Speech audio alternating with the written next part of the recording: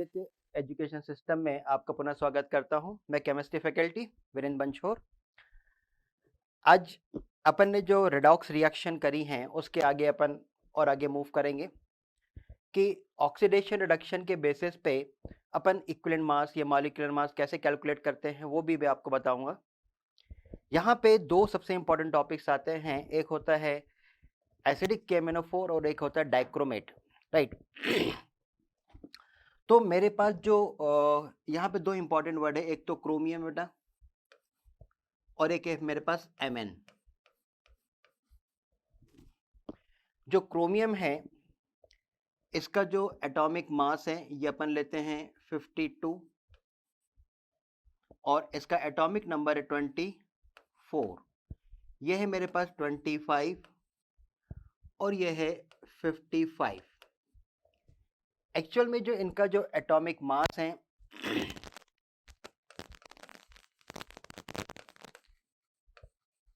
इसका जो atomic mass है, जो इक्विवेलेंट एटॉमिक मास है क्रोमियम का, वो है मेरे पास 51.99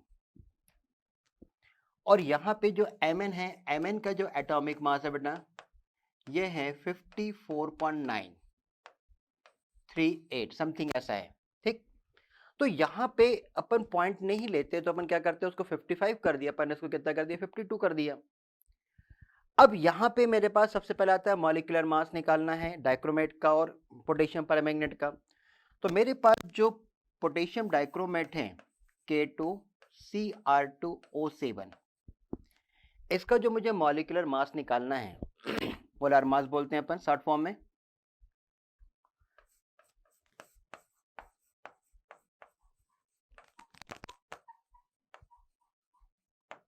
मॉलिक्यूलर मास। तो मेरे पास 2 इंटू पोटेशियम है, 2 इंटू पोटेशियम, पोटेशियम का जो मास होगा कितना होगा बेटा मेरे पास 39 प्लस 2 इंटू क्रोमियम का जो मास है मेरे पास 52। देखो यदि मैं इसको लेता हूं तो वो पॉइंटेड आएगा और 52 लूंगा तो इंटीजर होल नंबर में आएंगे मेरे पास। 7 इंटू ऑक्सीजन का मास मेरे पास है 16, ठीक। इसको अपन काउंट करते हैं,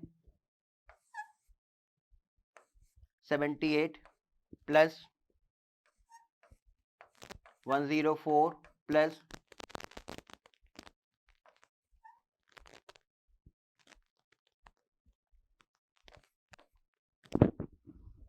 112। इसको जो अपन टोटल ऐड करते हैं तो टोटल ऐड करने पे अपने पास कितना आ गया बेटा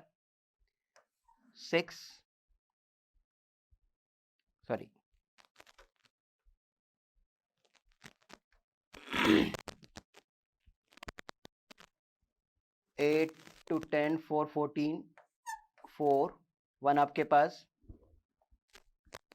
7 8 9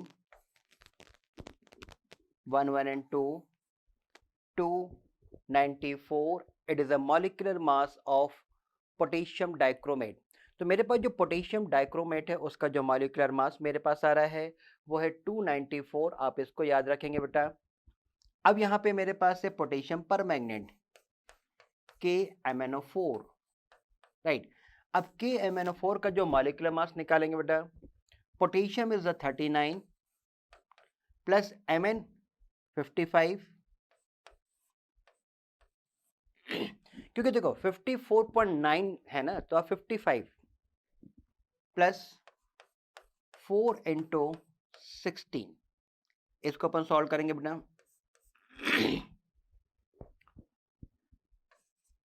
39 55 प्लस 64, इसको कैलकुलेट करेंगे। इसके कैलकुलेशन में अपने पास हैं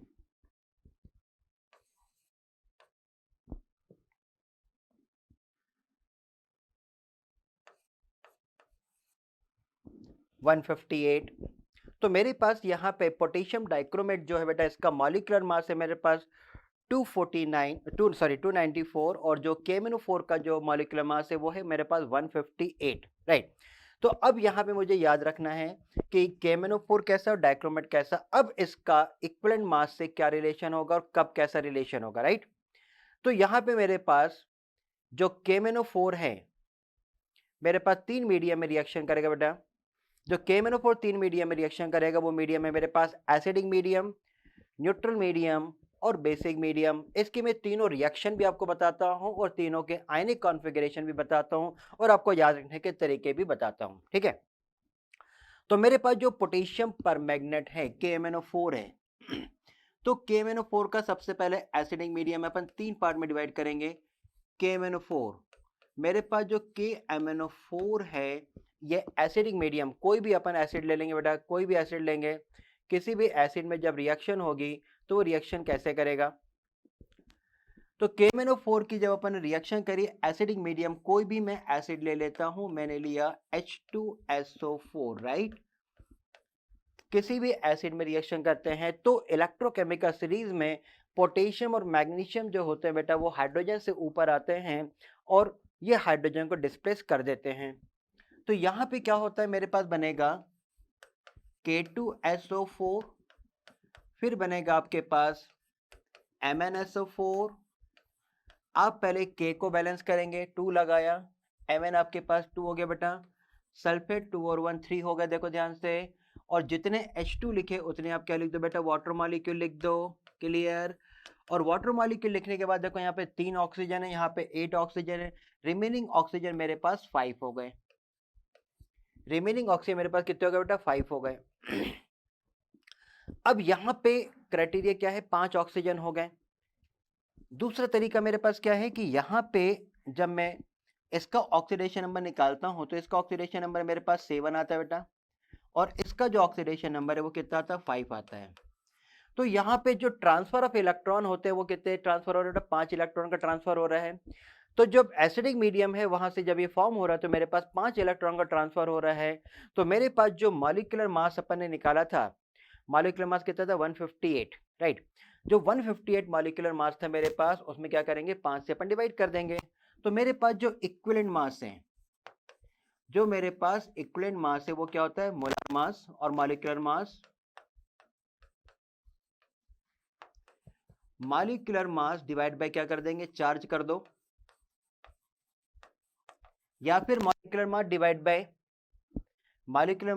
by number of nascent oxygen कर दो, या फिर molecular mass divide by number of H+ ion कर दो, या फिर molecular mass divide by number of OH ion कर दो। इनमें से किसी भी एक मेथड से अपन कैलकुलेट कर सकते हैं। तो देखो चार्ज की बात करेंगे तो n इलेक्ट्रॉन, तो मेरे पास कितने इलेक्ट्रॉन का ट्रांसफर हो रहा है बेटा, सॉरी यहाँ पे देखो गड़बड़ लिखा, अपने ध्यान नहीं दिया बेटा, यहाँ पे 2 ऑक्सीडेशन नंबर,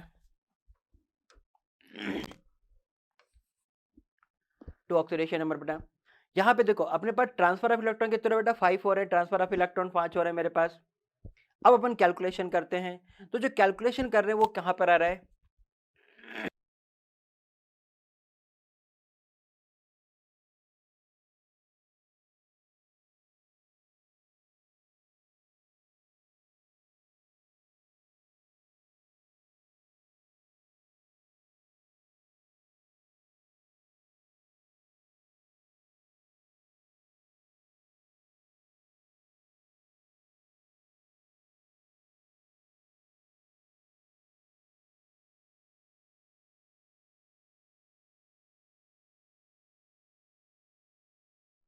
हेलो गाइस, ये मेरे पास रिएक्शन है जो कि एसिडिक मीडियम में रिएक्शन है मेरे पास।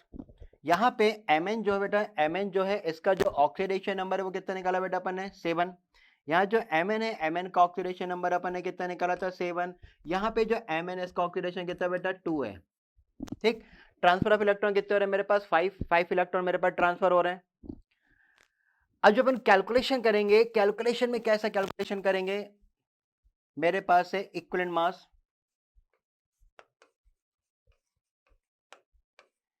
अच्छा, यहाँ पे भैया कुछ हिंदी मीडियम वाले भी बोलते हैं यार सर हमारे लिए भी थोड़ा लिख दिया करो, मैं ठीक है बीच बीच में हिंदी में भी लिख दूंगा। तो जो इक्विवेलेंट मास होता है इसको हिंदी में बोलते हैं तुल्यांकी भार। क्या बोलते हैं बेटा, इसको बोलते हैं तुल्यांकी भार। पता है एक आयन में कितना चार्ज मतलब मास होता है उसको बोलते हैं, यहाँ पे इसकी वैल्यू होती है molecular mass divide by charge.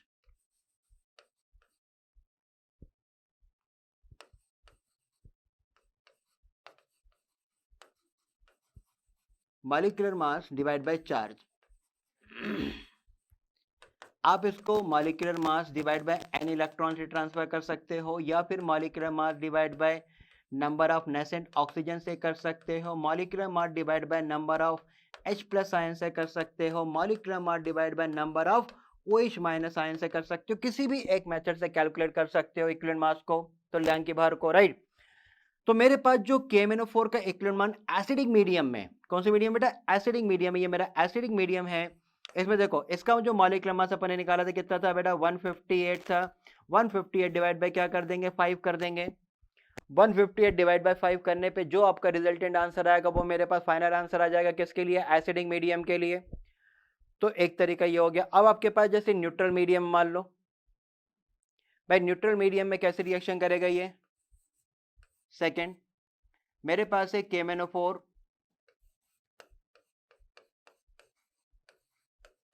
KMnO4 neutral medium, मतलब मैंने वाटर के साथ रिएक्शन कर दी बेटा। वाटर के साथ जब रिएक्शन करी तो मेरे पास आंसर आया KOH। KOH के साथ MnO2। अब आपके पास KOH है, ऑड नंबर बैलेंसिंग कभी नहीं होती बेटा, आप इसको 2 से मल्टीप्लाई कर दो। जैसे अपन ने 2 से मल्टीप्लाई करा 2 KH हो गया, जैसे 2 हुआ Mn कितने हो गए, 2 हो गए। अब केवल आप ऑक्सीजन काउंट कर लो बेटा, यहाँ पे 8 और 1 9 ऑक्सीजन है, यहाँ पे कितने मेरे पास 4 and 2 6 ऑक्सीजन है, डिफरेंस ऑफ 3 ऑक्सीजन है। यहाँ पे मैंने 3 नेसेंट ऑक्सीजन बाहर निकाल दिए, एक तरीका ये। दूसरा तरीका ये बेटा, यहाँ पे क्या निकालेंगे अपन, ऑक्सीडेशन नंबर। इसका ऑक्सीडेशन नंबर मेरे पास आ रहा है +7, इसका ऑक्सीडेशन नंबर मेरे पास कितना आ रहा है, +4। तो जो ट्रांसफर ऑफ इलेक्ट्रॉन हो रहे हैं वो कितना बेटा, 3 इलेक्ट्रॉन ट्रांसफर हो रहे हैं। आप इसको ऐसा भी लिख सकते हो कि यहाँ पे Mn पे मेरे पास 7 था, न्यूट्रल मीडियम में यहाँ पे Mn पे कितना आ गया बेटा, 4+ आ गया, तो जो ट्रांसफर ऑफ इलेक्ट्रॉन आ गए वो 3 आ गए। क्लियर है। तो मेरे पास जो इक्विवेलेंट मास आएगा बेटा, इक्विवेलेंट मास जो आएगा किसमें, न्यूट्रल मीडियम में, for acidic for KMnO4 solution, वो कितना आएगा, मॉलिक्यूलर मास में क्या करेंगे बेटा, अपन 3 से डिवाइड करेंगे। इसका मॉलिक्यूलर मास अपन ने निकाला था 158, डिवाइड बाय क्या कर देंगे, 3 कर देंगे, और अपना आंसर आ जाएगा यस। तो ये मेरे पास इक्विवेलेंट मास आ जाएगा किसमें, न्यूट्रल मीडियम में। न्यूट्रल मीडियम के बाद अपने पास एक और आता है जिसको बोलते हैं basic medium. Basic medium is also called Baeyer's reagent. ये मेरे पास एक बेयर्स रीजेंट की तरह बिहेव करता है। मेरे पास से फर्दर अपन ने लिया KMnO4। KMnO4 की बेसिक मीडियम मतलब KOH के साथ रिएक्शन करी, आपके पास बनेगा K2MnO4, राइट। अब अपन K को बैलेंस करेंगे। ऑड नंबर बेटा कभी भी ऑड नंबर बैलेंसिंग नहीं होती, जैसे ऑक्सीजन वगैरह है, फटाक से आप ट्वाइस कर दिया करो, आपका आंसर आ जाएगा। अब आपके पास जैसे K2 लिखा 4 हो गया आपके पास, एक वाटर के साथ नेसेंट ऑक्सीजन। बेटा ये जो KMnO4 है ये बहुत अच्छा ऑक्सीडाइजिंग एजेंट होता है। ऑर्गेनिक केमिस्ट्री में इसकी बहुत सारी रिएक्शन है, एक से एक रिएक्शन है, एक्टिविटी भी इसकी बहुत अच्छी अच्छी होती है। अब यहाँ पे जो मेन फंक्शन है वो मेन फंक्शन क्या है कि मीडियम में आप इसका ऑक्सीडेशन देखो 7 है, यहाँ पे ऑक्सीडेशन देखो, इसका ऑक्सीडेशन मेरे ख्याल से +6 आ रहा है। अब दोनों में जो ट्रांसफर ऑफ इलेक्ट्रॉन है वो कितना हो रहा है बेटा, 1 इलेक्ट्रॉन का ट्रांसफर हो रहा है। Mn पे मेरे पास 7 था, यहाँ पे Mn पे मेरे पास कितना बेटा 6 है, ट्रांसफर ऑफ इलेक्ट्रॉन केवल 1 हो गया। इसका मतलब क्या हो गया, equivalent mass is equal to molecular mass. इसका जो तुल्यांकीय भार है वो उसके अणुभार के बराबर होगा। इसका जो इक्विवेलेंट मास है बेटा, equivalent mass is equal to molecular mass के बराबर है। 158 ही मेरा आंसर आ जाएगा, किस मीडियम में, बेसिक मीडियम में। इस प्रकार से मैं इसको कैलकुलेट करता हूं, राइट। अब तो जो KMnO4 है वो 3 मीडियम में मेरे पास एक्ट करता है, तीनों मीडियम में मेरे पास रिएक्शन होती है, और अपन उसको कैलकुलेशन करेंगे। इसके आगे अपन चलते हैं, इसके आगे अपना कौन सा मीडियम बेटा, इसके आगे अपन चलते हैं डाइक्रोमेट के लिए। मेरे पास है K2Cr2O7, राइट, पोटेशियम डाइक्रोमेट, केवल एसिडिक मीडियम में इफेक्टिव होता है। ये मेरे पास है H2SO4, राइट। सेम देखो, यहाँ पे जो पोटेशियम और क्रोमियम है ये इलेक्ट्रोकेमिकल सीरीज में हाइड्रोजन से ऊपर आते हैं और हाइड्रोजन से ऊपर आने के कारण ये हाइड्रोजन को डिस्प्लेस कर देते हैं, तो दोनों क्या फॉर्म करेंगे, सल्फेट को फॉर्म करेंगे। ये बना K2SO4, ये बना Cr2SO4 होल थ्राइस। क्लियर?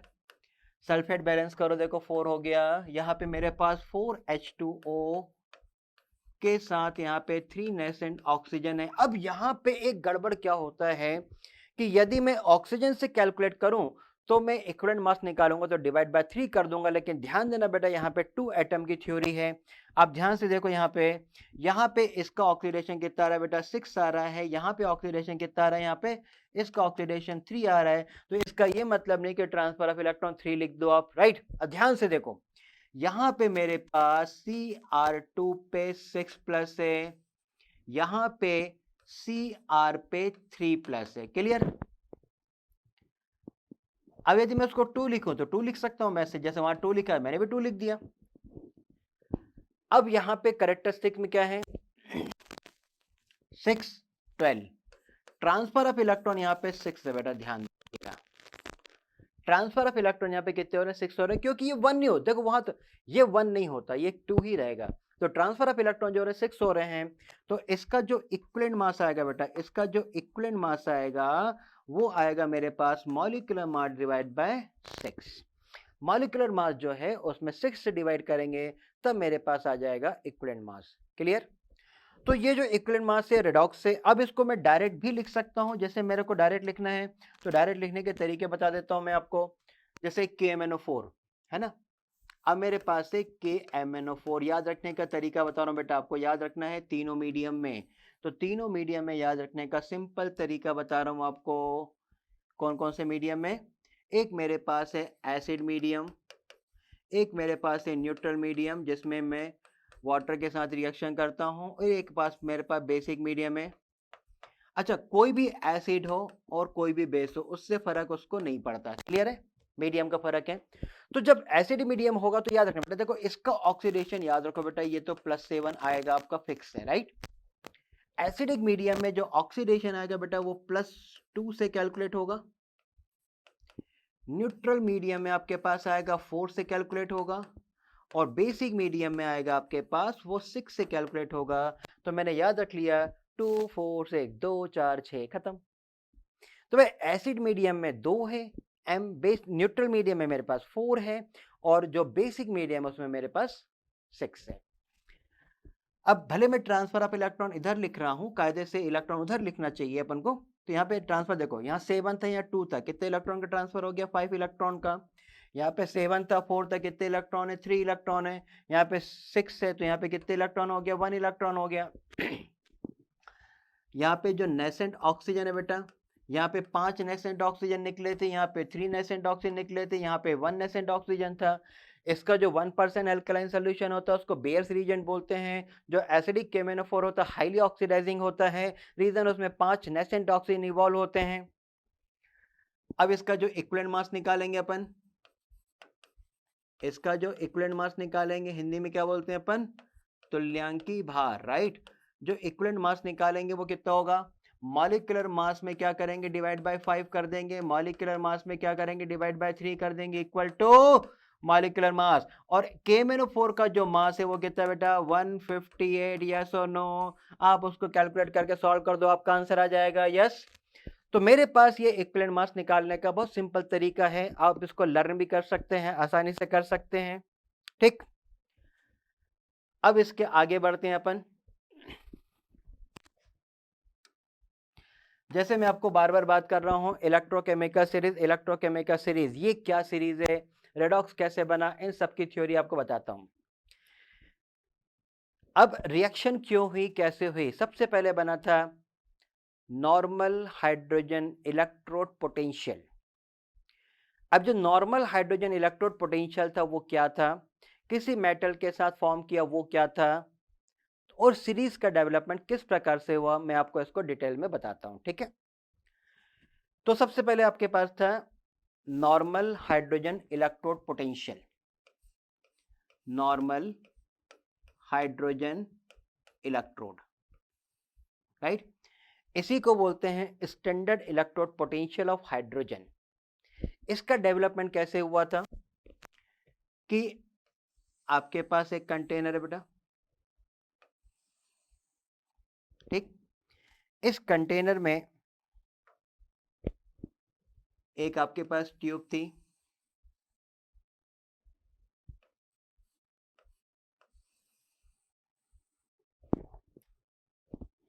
यहां पे हाइड्रोजन गैस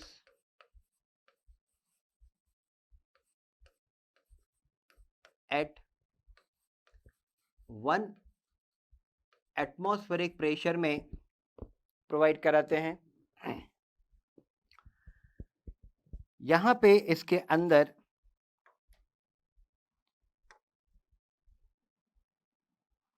एक प्लेटिनाइज प्लेट है,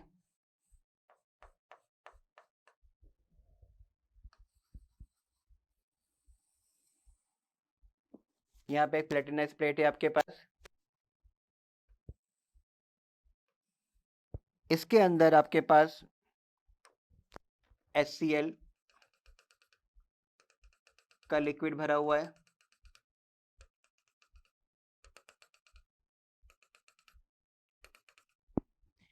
इसमें जो लिक्विड आपके पास भरा हुआ है ये है 1 मोलार का, जैसे 1.08 है, 1 मोलार HCl एट 298 केल्विन पर। बेटा याद रखना स्टैंडर्ड 298 केल्विन पर मेरे पास क्या रखा है, HCl रखा हुआ है।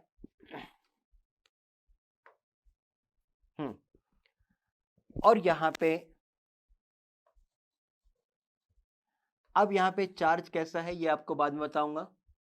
और इन दोनों को कनेक्ट किया गया है एक पोटेंशियल डेवलपमेंट के लिए। यहाँ पे HCl का जो सोल्यूशन है वो क्या करता है, हाइड्रोजन गैस क्या करता है। देखो यहाँ पे बेटा बहुत ज़्यादा कन्फ्यूज़न होता है, कन्फ्यूज़न की ज़रूरत नहीं है। मैं आपको बहुत सिंपल वे में बताता हूँ कि कौन ऑक्सीडाइज होता है, कौन रिड्यूस होता है और उसकी E0 वैल्यू कितनी आती है। यहाँ पे मेरे पास स्टैंडर्ड सोल्यूशन है, 1 मोलर सोल्यूशन ऑफ HCl का है, मेरे पास 1 एटमॉस्फेरिक प्रेशर है और 290 में 25 डिग्री सेंटीग्रेड का टेम्परेचर पे अपन प्रैक्टिकल करते हैं स्टैंडर्ड वैल्यू में। ये मेरे पास प्लेटिनम का वायर है, प्लेटिनम रॉड है। क्यों है उसका भी रीज़न बता दो बेटा। ये मेरे पास पीटी का वायर है, ये पीटी प्लेटिनम प्लेट है। प्लेटिनम मेरे पास नोबल मेटल्स होते हैं और ये किसी प्रकार का कोई भी रिएक्शन नहीं करते। इनकेस यदि मैं यहाँ पे जिंक ले लेता तो जिंक HCl के साथ रिएक्शन करके ZnCl2 बना लेता। मैं कोई भी मेटल लिख देता, देखो गोल्ड और प्लेटिनम के अलावा यदि मैं कोई भी मेटल यहाँ लिख देता हूँ तो ये जो एसिड होता है ये उसके साथ रिएक्शन करके हाइड्रोजन गैस प्रोड्यूस कर देगा और मेरे पास प्रैक्टिकल इफेक्ट नहीं आएगा, राइट। तो यहाँ पे अपन ने एक मेटल लिया जिसका नाम था platinum. Platinum is a Nobel metal, इसलिए अपन ने यहाँ पे इसको लिया, ठीक। अब ये होता है क्या है, रेडॉक्स कैसे होता है और कैसे रिएक्शन ब्लो करता है। यहाँ पे जब हाइड्रोजन गैस को 1 एटमॉस्फेरिक प्रेशर में अपन देते हैं तो होता क्या है, सबसे पहले क्या होता है कि अब ये एनोड क्या होगा, कैथोड क्या होगा, मैं थोड़ी देर से बताऊंगा, अभी नहीं, ठीक है। यहाँ पे जो हाइड्रोजन गैस आपने दी है कब दी है बेटा, 1 एटमॉस्फेरिक प्रेशर में, क्लियर। 1 एटमॉस्फेरिक प्रेशर में ये कन्वर्ट होगा ट्वाइस ऑफ H+ आयन में और इलेक्ट्रॉन इसमें से रिलीज हो जाएंगे, क्लियर। इसका मतलब ये हुआ कि यहाँ पे जो हाइड्रोजन गैस आएगी वो यहाँ आके सॉल्यूशन में कन्वर्ट हो जाएगा, क्लियर। और यहाँ से जो 2 इलेक्ट्रॉन निकलेंगे, यहाँ से जो 2 इलेक्ट्रॉन निकलेंगे ऊपर की तरफ जाएंगे। जब ये इलेक्ट्रॉन ऊपर की तरफ जाएंगे तो ध्यान देखो करंट इस साइड आ जाएगा, यस और नो। भाई करंट जो होता है वो इलेक्ट्रॉन फ्लो के अपोजिट होता है, ये चीज आपको याद होना चाहिए। और करंट जहां से आता है उसको अपन क्या पढ़ते हैं, एनोड पढ़ते हैं। क्या पढ़ते हैं बेटा, एनोड। तो यहां पे मेरे पास ये क्या हो गया, एनोड बन गया। क्या बन गया, एनोड। अब एनोड बन गया लेकिन मैं इसको प्लस नहीं लिखूंगा, बड़ी थ्योरी है, क्योंकि यहां पे मैं इलेक्ट्रोलिसिस नहीं कर रहा हूं बेटा कि मैंने बैटरी लगाई और जोड़ दिया। ये खुद इटसेल्फ एक बैटरी फॉर्म कर रहे हैं, बैटरी डेवलप कर रहे हैं, तो यहाँ पे चार्ज साइन उल्टे होंगे, राइट। यहाँ पे इलेक्ट्रॉन निकलने के कारण नेगेटिव, इसलिए मैंने बोला कि मैं आपको ये बाद में बताऊंगा विथ रीजन। तो यहाँ पे करंट आने के कारण मैंने उसको एनोड लिखा और इलेक्ट्रॉन रिलीज होने के कारण वहां पे चार्ज लगा है नेगेटिव। इस बात पे कंफ्यूज मत होना भाई, मैंने बैटरी नहीं ली है कि ये एनोड है कैथोड है, ना ना ना ना। मेरे पास एक सिंपल है जिससे मैं डेवलप कर रहा हूं, किसको, सेल को डेवलप कर रहा हूं, राइट। अब यहाँ पे एनोड पे कौन सा चार्ज आ गया, नेगेटिव चार्ज। नेगेटिव क्यों लिखा, ड्यू टू इलेक्ट्रॉन, इलेक्ट्रॉन के कारण नेगेटिव लिखा और करंट आने के कारण उसको मैंने क्या लिख दिया, एनोड लिख दिया। तो ऑब्वियसली ये है कि ये वाला प्लस होगा तो इसको मैं कैथोड लिखूंगा अपोजिट साइड में। यस, आगे देखते हैं। अब यहाँ पे जो रिएक्शन हुई तो इसका मतलब रिएक्शन कहां पे हो गई बेटा, ऑन एनोड पे हो गई। देखो ये रिएक्शन मेरे पास कहां हो गई, एनोड पे। तो एनोड पे कौन सी रिएक्शन हो गई, अरे ऑक्सीडेशन पोटेंशियल हो गया ना। देखो अरे भाई रिएक्शन कौन सी हो रही है, ये रिएक्शन ऑक्सीडेशन रिएक्शन हो रही है ना, कि मेरे पास 1 एटमॉस्फेयर प्रेशर पे जो हाइड्रोजन थी वो H प्लस आयन में, मतलब मेरे पास ऑक्सीडेशन नंबर क्या हो गया, बढ़ गया। ऑक्सीडेशन नंबर जैसे बढ़ गया तो मेरे पास क्या हो गया, ऑक्सीडेशन रिएक्शन हो गई। तो एनोड पे कौन सी रिएक्शन टेक प्लेस हुई मेरे पास, ठीक। अब सोल्यूशन में क्या हुआ और कैथोड पे क्या हुआ और कैसे हुआ, अब चलते हैं अपन सोल्यूशन में। सोल्यूशन पे मेरे पास क्या था बेटा, देखो ध्यान से, HCl था सोल्यूशन मेरे पास, बैलेंस करने के लिए 2 लिखा मैंने। तो ये twice of H plus ion देगा और 2 Cl देगा नेगेटिव, यस और नो, क्लियर। अब यहां पे देखो, यहां का जो H प्लस आयन आया था फ्रॉम एनोड, ये वाला नहीं बेटा, सोल्यूशन से नहीं, जो twice of H plus ion आया था कहां से आया था, फ्रॉम एनोड। एनोड से जो आया था वो Cl के साथ कंबाइन होके क्या बना लेगा, फिर से HCl बना लेगा, फिर से HCl बना लेगा। इसका मतलब क्या हो गया कि मेरे पास जो कॉन्सेंट्रेशन है इलेक्ट्रोलाइट का वो बिल्कुल फिक्स है, चेंज नहीं हुआ। एनोड का जो H प्लस आया था वो Cl के साथ कंबाइन होके HCl बना लेगा। तो भैया सोल्यूशन का H प्लस आयन कहां गया, तो बच्चा बोलता है सर जोड़ने की क्या जरूरत है, नहीं, तो यही तो शिफ्टिंग है बेटा। देखो आया कहीं और से, निकला कहीं और से। अब कैथोड पे देखो, ऑन कैथोड क्या होगा, जो मेरे पास twice of H plus ion था कहां से, सोल्यूशन से, क्लियर। ये क्या कर रहा है, 2 इलेक्ट्रॉन ले रहा है, कहां से लेगा, ओ यार वो जो 2 इलेक्ट्रॉन चले आ रहे थे ना यहां से, ये जो 2 इलेक्ट्रॉन चले आए चले आए चले आए चले आए चले आए, यहाँ पे तो 2 इलेक्ट्रॉन लेगा ना यार, ये कौन लेगा भाई, ये तो सोल्यूशन में डिसॉल्व हो गया। ये जो HCl मेरे पास था बैलेंस करने के लिए मैंने 2 लिखा, ये twice of H plus ion and twice of Cl negative ion. तो यहाँ पे ये जो twice of Cl negative ion है ये वाला, ये तो इधर चला गया इसके साथ, यस।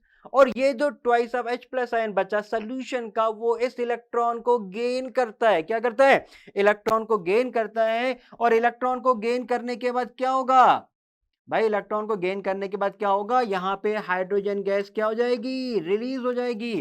तो हाइड्रोजन गैस रिलीज कहां से होगी बेटा, हाइड्रोजन गैस रिलीज होगी फ्रॉम प्लेटिनम प्लेट। तो यहां से हाइड्रोजन गैस बबलिंग के फॉर्म में रिलीज हो जाएगा, आई बात समझ में। इस प्रकार से हाइड्रोजन गैस रिलीज हो जाएगी। ये जो हाइड्रोजन गैस रिलीज हो रही है फ्रॉम कहां से हो रही बेटा, प्लेटिनम प्लेट से, क्लियर।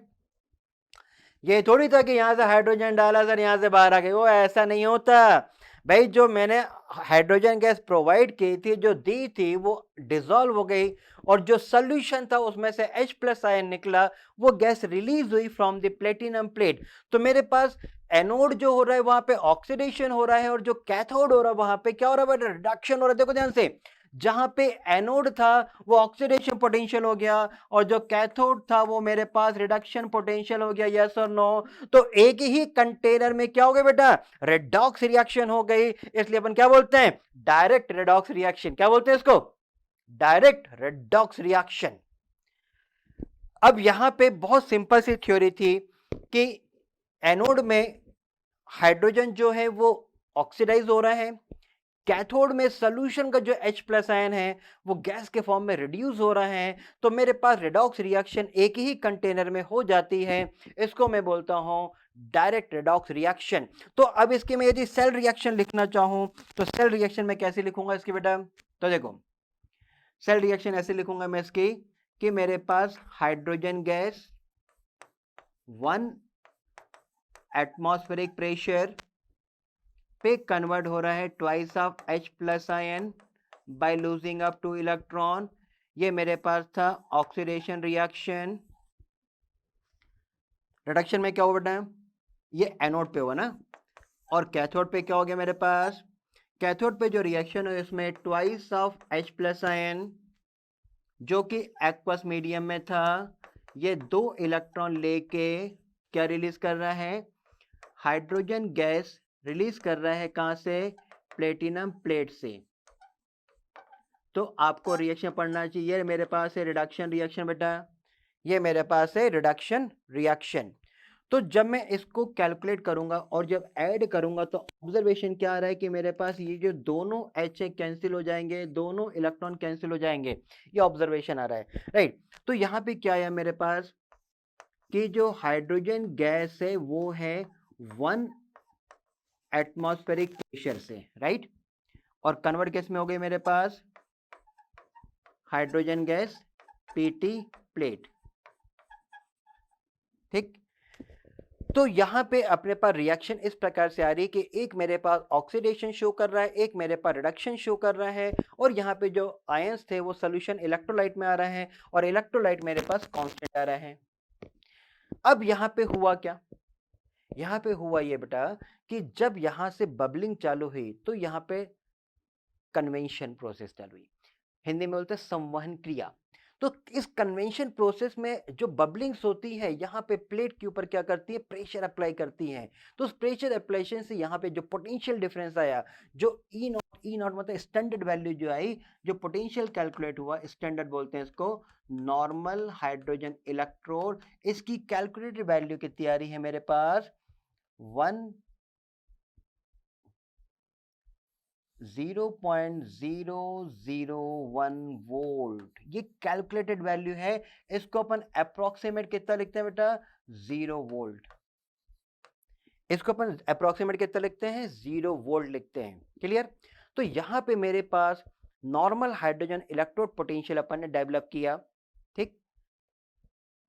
यहां पे स्टैंडर्ड मतलब मेरे को स्केल फॉर्म करने के लिए, एक जैसे अपन स्केल होता है बेटा, एक तरफ 0 माइनस 0 फिर प्लस की तरफ जाता है, इसी प्रकार ये मेरे पास सेल डेवलपमेंट थे।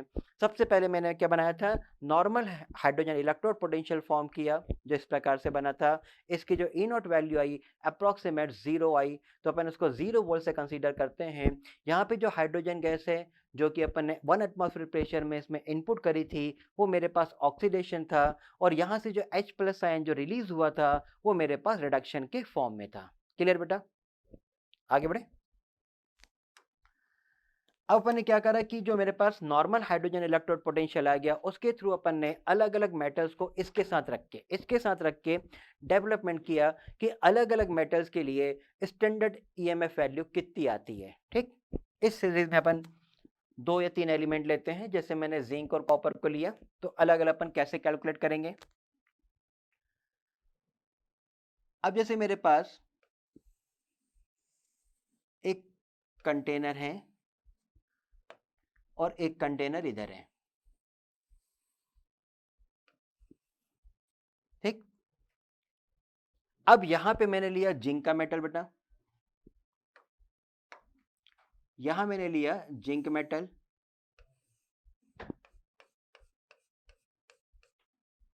यहां पे आपके पास आएगा एक सॉल्ट ब्रिज। देखो बेटा, मुझे बैटरी कहीं नहीं लगानी, मुझे क्यों? क्योंकि मुझे बैटरीज बनानी है बेटा, मुझे सेल बनाने डेवलप करने हैं। तो मुझे ये थोड़ी एनोड कैथोड से सीधे बैटरी लगा दी अपन, नहीं, वो सब कुछ नहीं करना अपन को। और यहाँ पे अपन ने लिया जो अपन ने थोड़ी देर पहले ही बनाया था, standard electrode potential of hydrogen. इसके फंक्शन अपन लेंगे एक तरफ से, यहाँ पे आपको मालूम था हाइड्रोजन गैस 1 एटमॉस्फेरिक प्रेशर में अपन ने कैलकुलेट करी थी, और इसको अपन ने एक वायर के थ्रू कनेक्ट कर दिया था, एनोड नेगेटिव होगा यहाँ पे, तो यहाँ पे कैथोड बन जाएगा पॉजिटिव के फॉर्म में। ये मेरे पास प्लेटिनम प्लेट, और इसको अपन ने पोटेंशियल के लिए, या जिसको अपन गैल्वेनोमीटर बोलते हैं, अमीटर वोल्टमीटर दोनों में कन्वर्ट हो जाता है, तो अपन ने वोल्टमीटर कैलकुलेशन किया यहाँ पे। इसमें अपन लिया बेटा सॉल्ट ब्रिज। ये होता है मेरे पास सॉल्ट ब्रिज, किसी भी सॉल्ट का, जैसे sodium chloride, potassium chloride, sodium cyanide, ये किसी भी प्रकार का सॉल्ट ब्रिज होता है। ये सॉल्ट ब्रिज का जो ये जो जैसे ट्यूब दे रखे हो, ये अगर मटेरियल का होता है जिसमें किसी प्रकार का कोई भी मटेरियल ट्रांसमिटेड नहीं होता, केवल ये चार्ज को इंड्यूस करता है। किससे बना होता है बेटा? अगर मटेरियल, अगर मगर नहीं, अगर मटेरियल का बना होता है, राइट, जो कि चार्ज को इंड्यूस करता है। इंडक्शन मतलब इंडक्शन प्रोसेस पे वो बेस्ड होता है। आगे जब मैं इसके जो 12th वाली क्लासेस होती है, जो नट्स इक्वेशन होती है, तो वहाँ पे मैं आपको टेक्निक सिखाऊंगा, इसका यूज़ कैसे करना है, ABC से यूज़ करना है। खैर वो बात की बात है। इसको मैं B बोलता हूँ, B मतलब ब्रिज, इसलिए मैंने नाम रखा ABC, एनोड, ब्रिज और कैथोड, राइट। अब यहाँ पे अपने पास सोल्यूशन है, यहाँ पे अपन ने सोल्यूशन लिया बेटा। जैसे जिंक लोगे तो यहाँ पे जिंक का सल्फेट लेंगे अपन, जिंक का इलेक्ट्रोलाइट लेंगे अपन, मतलब जो अपन एलिमेंट्री पार्ट लेते हैं, जिंक लिया तो जिंक, हाइड्रोजन लिया तो हाइड्रोजन, कॉपर लिया कॉपर, तो अपन उसका इलेक्ट्रोलाइट लेते हैं। तो यहाँ पे अपन ने लिया जिंक का सल्फेट, यहाँ पे ने लिया जिंक का सल्फेट, क्लियर बेटा। और यहाँ पे ये जो मेरे पास है जिंक का सॉलिड है। आप हर चीज को आसानी से रीड करो। ये मेरे पास प्लेटिनम वायर है, ये मेरे पास पीटी वायर है, पीटी प्लेट है, और वो वायर है। यहाँ पे मेरे पास है HCl का सोल्यूशन, जैसे अपन ने पहले भी पढ़ा था, और इसकी ई नॉट वैल्यू मेरे को पहले से मालूम है। ये मेरे पास है 1 मोलार HCl। देखो बेटा ये भी स्टैंडर्ड है, तो ध्यान देना बेटा, ये भी स्टैंडर्ड होगा, ये भी 1 मोलार होगा, ये भी मेरे पास 1 मोलार जिंक सल्फेट का सोल्यूशन होगा। 1 मोलार मतलब स्टैंडर्ड सोल्यूशन, मोलार सोल्यूशन बोलते हैं इसको अपन, राइट। अब यहाँ पे अपन ने दो पार्ट में डिवाइड किया, one is a zinc, other is a hydrogen. यहाँ पे मैंने एक सॉल्ट ले लिया जिसका नाम मैंने रख दिया KCl। आप कुछ भी रख सकते हो, KCl, NaCl या कोई भी अदर। अब फंक्शन होता है क्या? देखो फंक्शन में सेल में बता रहा हूं कि फंक्शन होगा क्या, कैसे ये वर्क करेगा। जो मेरे पास जिंक है, जो मेरे पास जिंक है, ये आयोनाइज होगा तो Zn पे 2 पॉजिटिव देगा और सल्फेट पे 2 नेगेटिव देगा। यस, यहाँ पे HCl का सोल्यूशन है तो H पे पॉजिटिव आएगा और Cl पे बेटा नेगेटिव आएगा। बैलेंसिंग के लिए 2 लगाते हो, बात की बात है। अब खुद देखो कि यहाँ पे जो सल्फेट है ये नेगेटिव है, राइट। नेगेटिव कहाँ जाएगा? मेटल के पास जाएगा बेटा, क्लियर है। और जब ये जाएगा तो यहां से 2 इलेक्ट्रॉन वो रिलीज करेगा, ये जो 2 इलेक्ट्रॉन जाएंगे वो इधर चले जाएंगे बेटा, और ये जो 2 इलेक्ट्रॉन है वो ट्रांसफर होके यहां पे आ जाएगा। देखो बेटा अपन कभी भी CBA नहीं पढ़ते, अपन हमेशा क्या पढ़ते हैं? ABC। तो इसको भी लर्न करो। A को मैंने पहले लिखा है, फिर B को लिखा है, फिर मैंने C को लिखा हुआ है। उसका रीजन मैं आपको बताऊंगा ऐसा क्यों लिखा है। अब यहां पे जब ये जाएगा तो यहाँ पे जिंक जाएगा। जिंक किस साइड जाएगा बेटा? जिंक इस डायरेक्शन में जाएगा कि नहीं जाएगा? जिंक जब यहाँ जाएगा तो जिंक क्या करेगा बेटा? जिंक पॉजिटिव आयन कॉन्सेंट्रेशन को इंक्रीज करेगा इसके पास में। जिंक क्या करेगा? पॉजिटिव आयन कॉन्सेंट्रेशन इंक्रीज करेगा। इंडक्शन के कारण इस पे कौन सा चार्ज आ जाएगा? इंडक्शन के कारण इस पे नेगेटिव चार्ज इंड्यूस होगा इनसाइड दी। तो जितने पॉजिटिव बनेंगे उतने ही क्या बन जाएंगे मेरे पास? नेगेटिव बनेंगे। तो नेगेटिव किसका होगा बेटा? Cl का होगा। इसका मतलब है जो Cl आयन है वो इस साइड मूव करेंगे।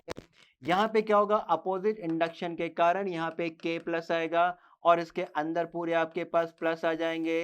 इस प्लस को न्यूट्रलाइज करने के लिए क्या होगा? बोले ये जो Cl नेगेटिव है वो इसको बैलेंस करेगा। क्लियर?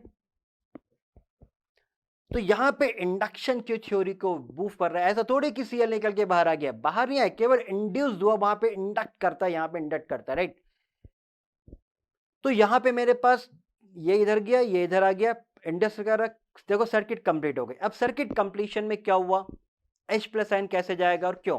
तो देखो यहां से जो H प्लस आयन है, देखो ये जो H प्लस आयन है ये यहां से इलेक्ट्रॉन को क्या करेगा, लेगा ना, और इलेक्ट्रॉन को लेगा तो यहाँ पे हाइड्रोजन गैस बबलिंग के फॉर्म में बाहर आ जाएगी कि नहीं आएगी? आएगी, बोलो यार। ये इस प्रकार से बाहर आ जाएगी। Is clear? अब इसकी सेल रिएक्शन देखो। अब मेरे पास जो रेडॉक्स रिएक्शन है, रेडॉक्स रिएक्शन है डिफरेंट कंटेनर में हो रही, तो क्या बोलते हैं? Indirect redox reaction. अब एक ही कंटेनर नहीं है, जब एक ही कंटेनर होगा तो क्या बोलते हैं बेटा? Direct redox reaction. और जब कंटेनर अलग अलग हो जाता है तो क्या बोलते हैं? Indirect redox reaction. क्लियर? अब आगे आ जाओ। यहां पे हुआ क्या, सबसे पहले मेरे पास जो जिंक सल्फेट का इलेक्ट्रोलाइट था, एक्वस मतलब सोल्यूशन था, ये सबसे पहले ये आयोनाइज हुआ। आयोनाइज हुआ तो Zn पे 2 पॉजिटिव एक्वस मीडियम में, और सल्फेट में 2 नेगेटिव। ये भी कहां था बेटा? एक्वस मीडियम में। क्लियर? ये भी मेरे पास कहां था? एक्वस मीडियम में। तो यहां पे ये कहां जा रहा है बेटा आपके पास? देखो ध्यान से, जिंक कहां गया? टूवर्ड्स सॉल्ट ब्रिज गया कि नहीं गया? ये कहां गया? एनोड पे गया। देखो गया कि नहीं गया एनोड पे? भाई जिंक प्लस कहां गया बेटा मेरे पास? सॉल्ट ब्रिज की तरफ मूव किया इंडक्शन के थ्रू, और ये मेरे पास कहां गया? एनोड की तरफ गया। तो एनोड में क्या हुआ? एनोड मतलब जिंक का इलेक्ट्रोड है, तो मेरे पास जो एनोड की रिएक्शन हुई वो क्या हो गई? एनोड पे क्या हुआ? Oxidation potential. कैसे हो गया? देखो कि मेरे पास जो जिंक सॉलिड था, जो इलेक्ट्रोड था बेटा, इसने रिएक्शन करी किसके साथ? सल्फेट 2 नेगेटिव चार्ज के साथ, और जो जिंक सल्फेट था उसने फिर से बना लिया। देखो ध्यान से, तो इलेक्ट्रोलाइट वही का वही था, और यहां से 2 इलेक्ट्रॉन रिलीज हो गए। यस और नो? यहां से जो 2 इलेक्ट्रॉन रिलीज हो गए वो इधर आ गए। तो यहां पे जो हाफ सेल रिएक्शन हुई, वो हाफ सेल रिएक्शन क्या थी बेटा?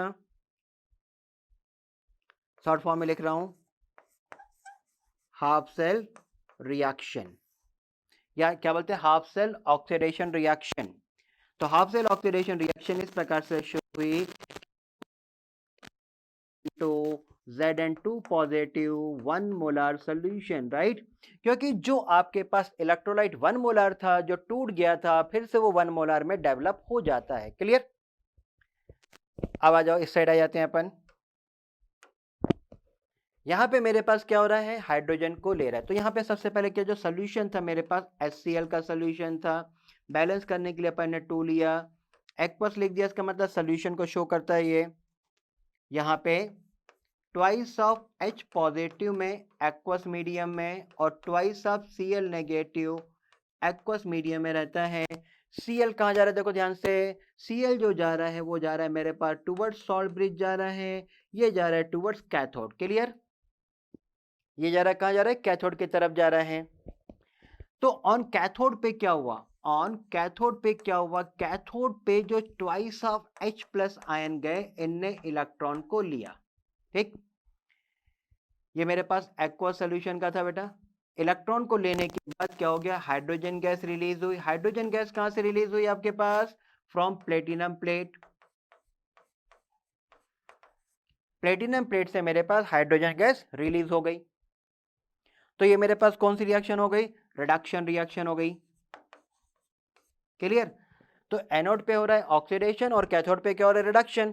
तो इसकी हाफ सेल रिडक्शन रिएक्शन क्या हो गई? Half cell reduction reaction short form में लिख दिया अपन ने।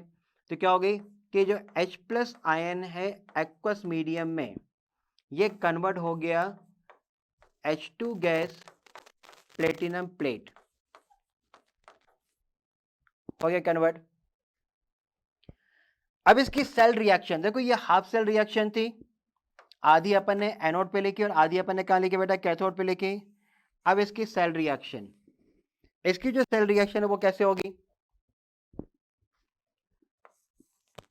Zinc solid convert into Zn2 positive 1 molar solution. Clear? Salt bridge.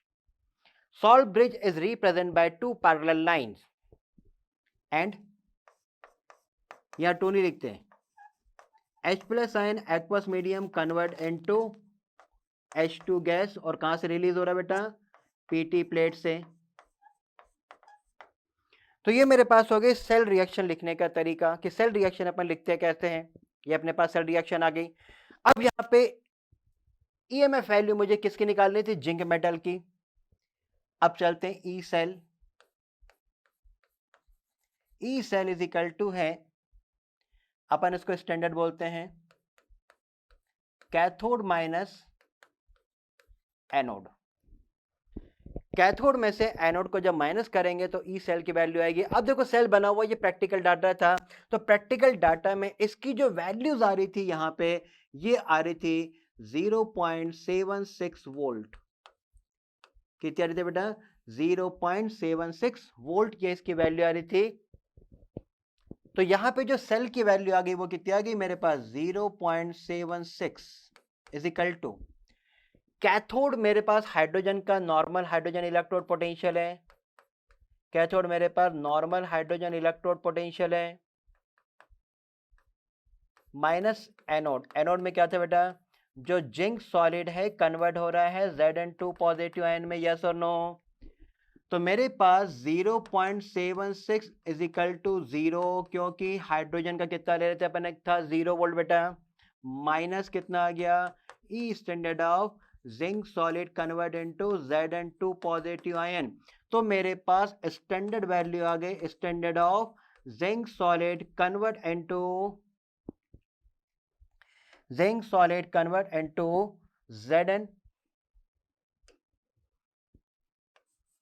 Zn plus ion aqueous medium और 1 मोलर सोल्यूशन.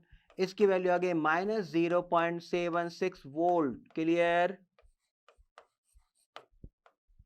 ये मेरे पास वैल्यू आ गई. और ये है मेरे पास standard electrode potential of zinc metal का. देखो पहले केस में अपन ने क्या निकाला? हाइड्रोजन का स्टैंडर्ड इलेक्ट्रोड पोटेंशियल निकाला, जो मेरे पास कैलकुलेशन हुआ था 0 वोल्ट का. अब मैंने जिंक का मेटल लिया. जिंक का मेटल लेके मैंने क्या करा? नॉर्मल हाइड्रोजन इलेक्ट्रोड के साथ रखा. तो मेरे पास जो कैलकुलेटेड वैल्यू आएगी वो है 0.76. लेकिन जब मैंने कैलकुलेट किया तो वैल्यू क्या में आ गई बेटा? माइनस में आ गई. क्या में आ गई? माइनस में आ गई. अब स्केल जो होता था उसमें माइनस पहले आता है, फिर 0 आता है, फिर प्लस आता है. समझ गए कि मैंने जिंक को पहले क्यों लिखा? क्योंकि उसकी ई नट वैल्यू माइनस में आ रही थी, उसकी कंपेयर में इसकी वैल्यू कैसी थी? प्लस में थी. एक बच्चा बोलता उल्टा कर दे, तो उल्टा कैसे कर देगा? उल्टे साइड खड़े होकर देख लो. बात तो एक ही ना भाई.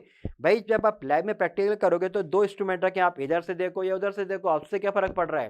भाई वैल्यू कैसे आ रही है वो सबसे इंपॉर्टेंट पार्ट है, कि वैल्यू कैसे आप लिखते हैं, उसके अकॉर्डिंग अपन ने उसको मॉडिफाई कर लिया है. क्लियर? तो यहां पे मैंने क्या निकाला? जिंक का स्टैंडर्ड इलेक्ट्रोड पोटेंशियल निकाल लिया. इसकी वैल्यू मेरे पास कितनी आ गई? माइनस 0.76 वोल्ट आ गई. क्लियर? आगे बढ़ते हैं अपन.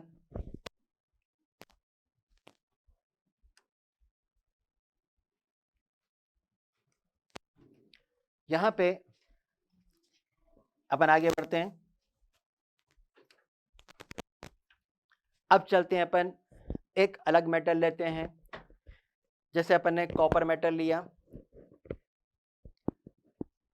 तो कॉपर मेटल जब लेंगे तो मैंने अब क्या किया कि इधर ले लिया हाइड्रोजन और इधर लिया कॉपर को. यदि मैं हाइड्रोजन इधर लिख रहा हूं, इसका मतलब मान के चलना कि ये वैल्यू प्लस में आने वाली है. देखो टेक्निक्स आपके पास हमेशा होनी चाहिए. ये पहले जैसे है मेरे पास,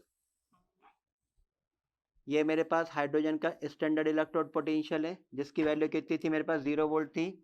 यहाँ पे अपन को क्या लेना था? Salt bridge. सॉल्ट ब्रिज का क्या बना था बेटा? अगर अगर मटेरियल का. किसका बना था? अगर अगर मटेरियल का. यस और नो? इसके बाद अपने पास क्या था? कॉपर का अपन ने एक इलेक्ट्रोड ले लिया. कॉपर का एक इलेक्ट्रोड ले लिया. ये मेरे पास कॉपर का सॉलिड इलेक्ट्रोड है. क्लियर? याद रखने का तरीका क्या बताया मैंने? A B C, anode bridge और कैथोड. राइट? तो यहाँ पे जो एनोड होगा, यहाँ पे जो अपन एनोड कैलकुलेशन करेंगे वो एनोड कैसा लिखते हैं अपन, हमेशा माइनस में। ध्यान देना, पहले भी बताया बेटा मैंने आपको, गलती मत करना, क्योंकि भाई ये बैटरी से नहीं जुड़ा है, इलेक्ट्रोलिसिस नहीं कर रहे हैं। यहाँ पे ये प्लस है, लेकिन क्या लिखेंगे, कैथोड लिखेंगे, और यहाँ पे क्या लगाएंगे, गैल्वेनोमीटर, जिससे अपन कैलकुलेट करेंगे इसका पोटेंशियल कितना आ रहा है। क्लियर? नाम दे दो एबीसी, जैसे अपन ने लिखा था, मैंने आपको बोला था ABC, A is anode, B is a bridge and C is a cathode. और यहाँ पे पहले की तरह आप एक सॉल्ट ले लो, मैंने सॉल्ट ले लिया, क्या ले लिया, मैंने सॉल्ट ले लिया पोटेशियम का क्लोराइड। भाई मुझे KCl अच्छा लगता है, मैंने KCl ले लिया। भाई किसी को Cl अच्छा लगता है, Cl ले लो, NaCl ले लो, जो अच्छा लगता है ले लो, कोई नहीं टोकने वाला कि इसको आपने ऐसा क्यों लिया है। यहाँ पे मेरे पास क्या ले लिया, देखो हाइड्रोजन है तो यहाँ क्या लूंगा मैं, HCl लूंगा। कितना स्टैंडर्ड है, 1 मोलार। कायदे से 1.08 था, लेकिन अपन उसको 1 मोलार से ही कंसीडर करते हैं। और यहाँ पे अपन ने जो सोल्यूशन लिया था वो क्या था, यहाँ पे अपन ने कॉपर का सल्फेट लिया था, इसका सोल्यूशन ले लेंगे कॉपर का सल्फेट। ठीक, तो यहाँ पे अपने पास है कॉपर का सल्फेट एक्वस मीडियम, यहाँ पे कौन सा बेटा, HCl। ठीक है, अब यहाँ पे जब अपन थ्योरी लिखते हैं तो जो कॉपर का सल्फेट है उसमें कॉपर पे 2 पॉजिटिव हैं और सल्फेट में 2 नेगेटिव हैं। यहाँ पे H पे पॉजिटिव है और Cl पे नेगेटिव है। क्लियर?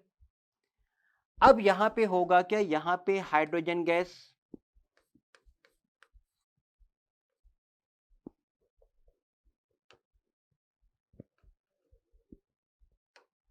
यहाँ पे जो है हाइड्रोजन गैस कितने प्रेशर में, 1 एटमॉस्फेरिक प्रेशर में फ्लो कराते हैं। तो जैसे ही हाइड्रोजन गैस यहाँ पे आती है तो हाइड्रोजन गैस से H+ आयन यहाँ पे जाएगा और यहाँ से 2 इलेक्ट्रॉन क्या होंगे बेटा, रिलीज हो जाएंगे। इलेक्ट्रॉन रिलीज होने के कारण क्या लिखेंगे अपन यहाँ पे, नेगेटिव, और करंट आने के कारण क्या बोलेंगे अपन इसको, एनोड। क्लियर? ये जो H+ आयन है Cl के साथ कंबाइन हो जाएगा, तो यहाँ पे जो H+ है देखो ये इसके साथ कंबाइन होगा। क्लियर? ये जो H+ आयन है ये सॉल्ट ब्रिज के सराउंड में पॉजिटिव चार्ज को इंड्यूस करेगा। इस पॉजिटिव चार्ज के कारण इसके अंदर कौन सा चार्ज आएगा, इंडक्शन के कारण equal number of negative charge किसके आएंगे, Cl के। तो मेरे पास Cl आयन इधर शिफ्ट हो जाएगा बेटा। अब जब Cl आयन इधर गया तो इसमें इंडक्शन में पॉजिटिव चार्ज इधर आ जाएंगे, जितने नेगेटिव चार्ज आएंगे उतने ही पॉजिटिव चार्ज। ये पॉजिटिव चार्ज किसके होगा बेटा, K+K। इसका मतलब K+ आयन इधर जा रहे हैं। इस प्लस को बैलेंस करने के लिए सल्फेट इधर आएगा, यस और नो। इस प्लस को बैलेंस करने के लिए सल्फेट इधर आएगा तो कॉपर यहाँ पे डिपॉजिट हो जाएगा और ये कॉपर यहाँ से 2 इलेक्ट्रॉन को ले लेगा। देखो सर्किट कंप्लीट हो गई कि नहीं। और इसकी जो कैलकुलेटेड ई नॉट वैल्यू थी ये थी 0.34 वोल्ट। भाई मुझे याद है मैंने लिख दी, लेकिन जो प्रैक्टिकल करते हैं हर चीज स्टैंडर्ड है तो वैल्यू इतनी ही आएगी, ना कम ना ज्यादा। अब ये मेरे पास एक सुंदर सा ड्राइंग बन गया। ठीक, देखो आपके पास जो एक्सपेरिमेंटल ड्राइंग्स होते हैं उसमें पूरी थ्योरीज बनी होती है, बस आपको आना चाहिए कि वो थ्योरी कैसे कंडक्ट हो रही है, समझो सर्किट है कंप्लीट कैसे हो रहा है। जैसे आपका सर्किट कंप्लीट हो जाएगा आपका आंसर अपने आप आ जाता है। अब मेरे पास ये भी इनडायरेक्ट रिडॉक्स रिएक्शन है कि अलग अलग कंटेनर में हो रहा है, एक में ऑक्सीडेशन हो रहा है और दूसरे में रिडक्शन होगा। एनोड में हमेशा ऑक्सीडेशन होगा और कैथोड में हमेशा रिडक्शन होगा। ठीक,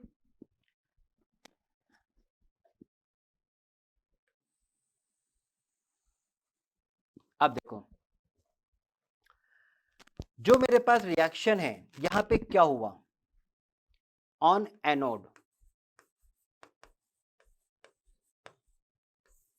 एनोड में क्या हुआ कि जो मेरे पास हाइड्रोजन गैस है किस में है, 1 एटमॉस्फेरिक प्रेशर में, ये आयोनाइज हो रही है twice of H positive by losing of 2 electron, yes और नो। तो यहाँ पे क्या हो गया बेटा, ऑक्सीडेशन पोटेंशियल हुआ कि नहीं हुआ, क्योंकि यहाँ पे 2 इलेक्ट्रॉन रिलीज हो रहे हैं। अब जो पूरी यदि मैं रिएक्शन लिखूं कि twice of H plus ion ये एक्वस मीडियम में आ गया और ट्वाइस ऑफ Cl नेगेटिव जो एक्वस मीडियम में थे दोनों ने मिलके HCl फॉर्म कर लिया। तो जो HCl ब्रेक हुआ था वो बन गया फिर से। इलेक्ट्रोलाइट का कॉन्सेंट्रेशन चेंज नहीं होता।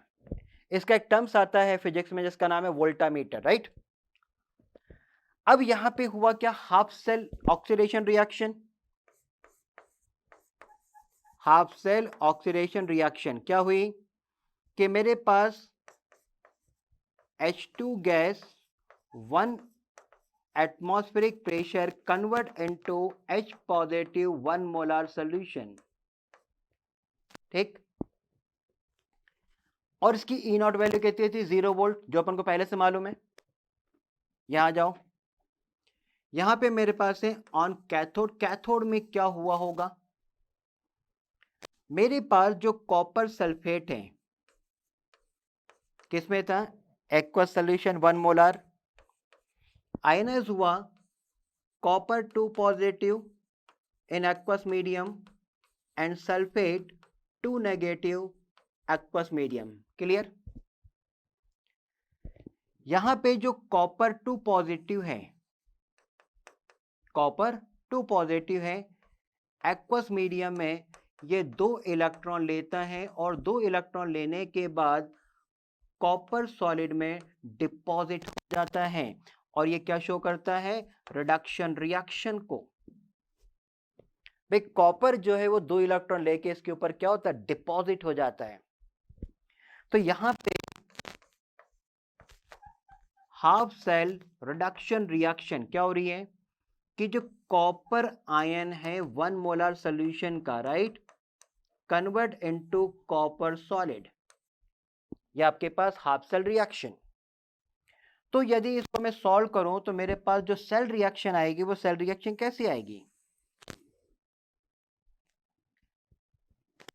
सेल रिएक्शन लिखने का तरीका, H2 gas 1 atmospheric pressure convert into H plus ion 1 molar solution salt bridge represent by 2 parallel lines, right.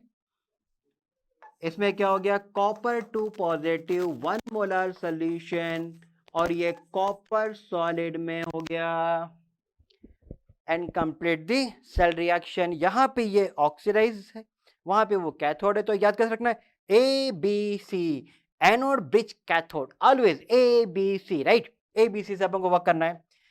अब मेरे पास जो ई सेल आ रहा है बेटा, ई सेल जो है स्टैंडर्ड कॉपर के लिए वो था मेरे पास E standard of cathode minus E standard of anode से।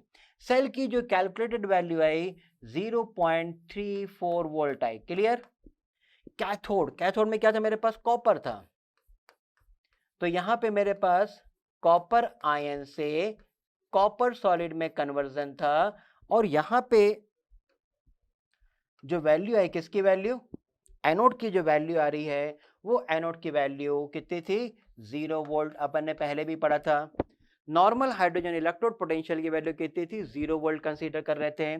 तो मेरे पास E standard of copper ion 1 molar solution convert into copper solid, इसकी वैल्यू आ गई प्लस में 0.34 वोल्ट। यस और नो, ठीक। तो मेरे पास कुछ वैल्यू नेगेटिव आ रही है, कुछ वैल्यू पॉजिटिव आ रही है, कुछ वैल्यू नेगेटिव आ रही है और कुछ वैल्यू क्या आ रही है बेटा, पॉजिटिव आ रही है। और इन नेगेटिव और पॉजिटिव के थ्रू अपन ने सेल फॉर्मेशन किया था जिसका नाम आएगा इलेक्ट्रोकेमिकल सीरीज, राइट। यहां तक बेटा कोई भी डाउट, तो आगे बढ़ते हैं अपन।